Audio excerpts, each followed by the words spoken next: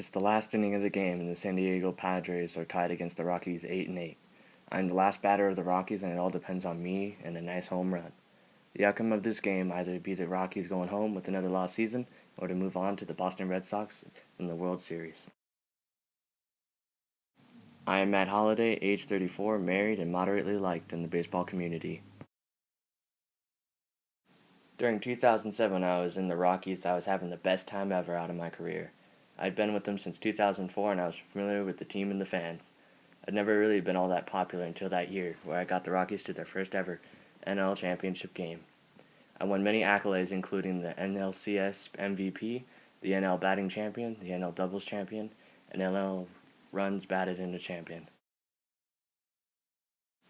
The Rockies field at the time, the Coors Field, is probably the best field out of the whole country, especially with its Rocky Cafe and rock pile seats. The field has a little scenery zone with some trees and a small waterfall to show the true beauty of Colorado.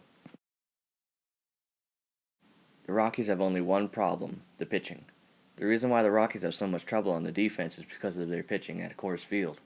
The problem is not the pitchers, but the ball, which loses all its moisture at the high altitude, making it lighter and faster and easier to make a home run.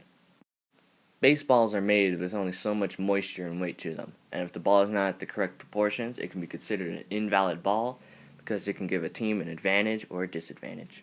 The problem is that the altitude makes the ball smaller and lighter.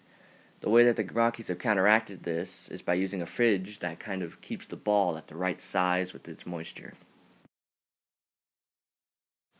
Our game against the Padres in 2007 was a very tough and draining one, as this was our only chance to break our losing streak out of a whole 6 seasons. That game was the only one to really get my career off. Even though it got off bad during 2004 and on to 2007, it really paid off to stay. The fans were always cheering for us and loyal.